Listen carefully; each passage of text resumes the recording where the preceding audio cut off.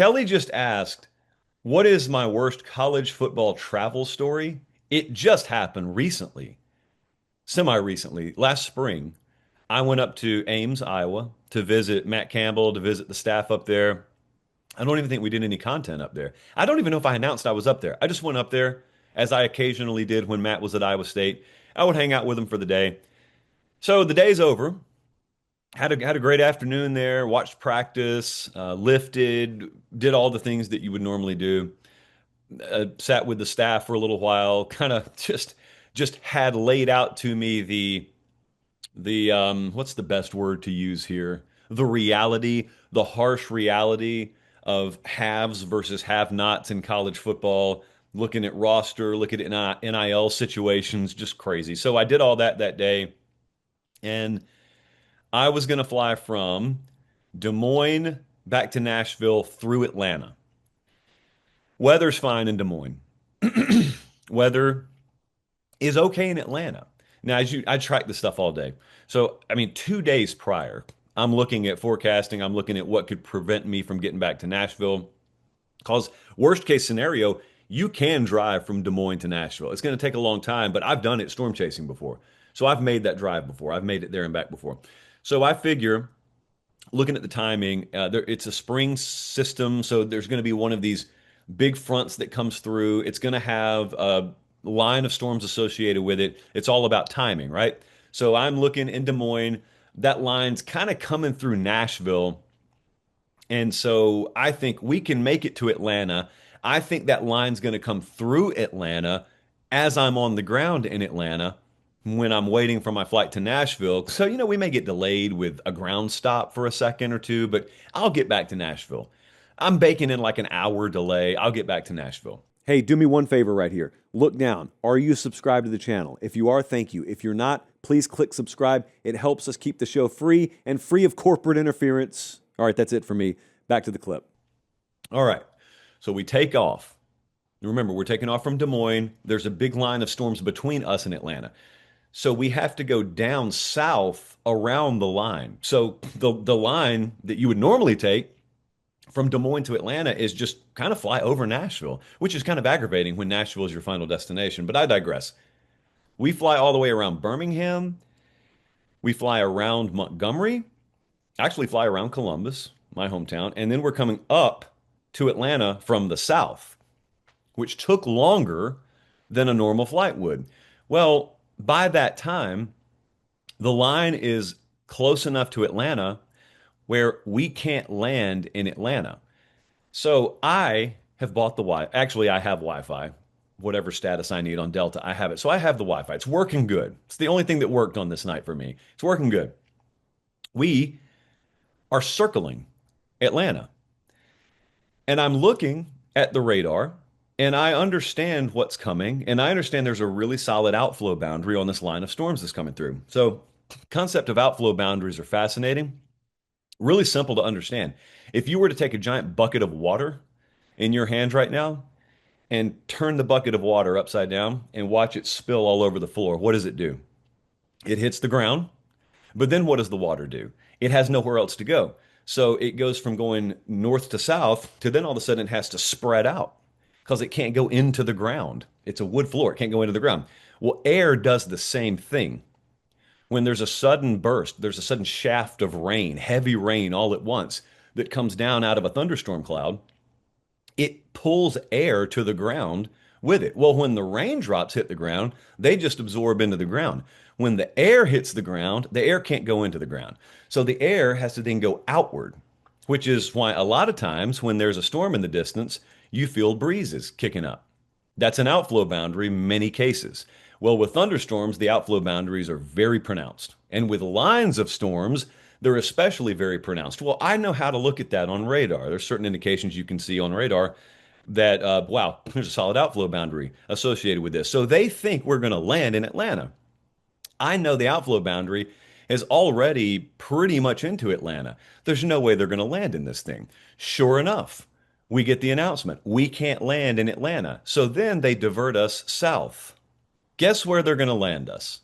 They're going to land us in Columbus, Georgia. Columbus is not a big airport. I grew up in Columbus. Out of all the airports in this country that we could get diverted to, we get diverted to Columbus Metropolitan Airport. Hashtag we do amazing. My hometown spent seven figures to come up with that Logan or slogan. We do amazing. And we don't, at least we didn't on that night. So we are on approach into Columbus, but we circled Columbus for a long time because they were having to divert a lot of aircraft down there. We finally get the go ahead, and I am looking, and this same outflow boundary that has come through Atlanta is all the way down through Harris County, approaching Columbus. And we're approaching from the west. So we are flying in roughly on a line that goes kind of from Montgomery into Phoenix City into Columbus. We are flying west to east. This line is moving north to south. Basically, it will hit the side of our plane. We're on final approach into Atlanta. I have flown, I don't know how many hundred times now. I am very used to flying. I'm very used to turbulence. I'm very used to all this. We are less than 1,000 feet off the ground. Most insane turbulence I've ever felt in my life. This is not a regional jet, by the way. I think we're on a 737, so it's a good sized jet. We are on final approach. Landing gear has dropped. Like they're ready to touch down. And I'm telling you, I have been in pretty moderate turbulence before. I've been in severe turbulence maybe once or twice. This was the most severe turbulence I've ever felt. And they try and land the plane. There's just no way. It pure white knuckles everywhere. A ton of people were crying. A ton of people were screaming. I legit thought this actually could be it. This could be the one because I know what's happening to our plane. I know this is not going to die down as we get closer to the surface. If anything, it's going to kick up worse. And so they pull the nose up, probably less than 500 feet off the ground. They pull the nose up and they have to abort. Well, before they were going to land us in Columbus, the dude had announced on the PA system, "Hey, we can only circle Columbus a few more times. It's a fuel situation. So if they're not going to let us land in Atlanta, we're going to have to land it in Columbus." Well, then we try and land in Columbus, and then we have to abort the landing last second.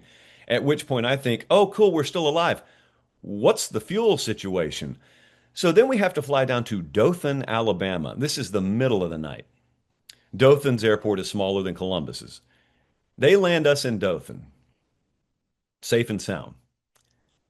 Pilot and co-pilot come out of the cockpit and leave immediately.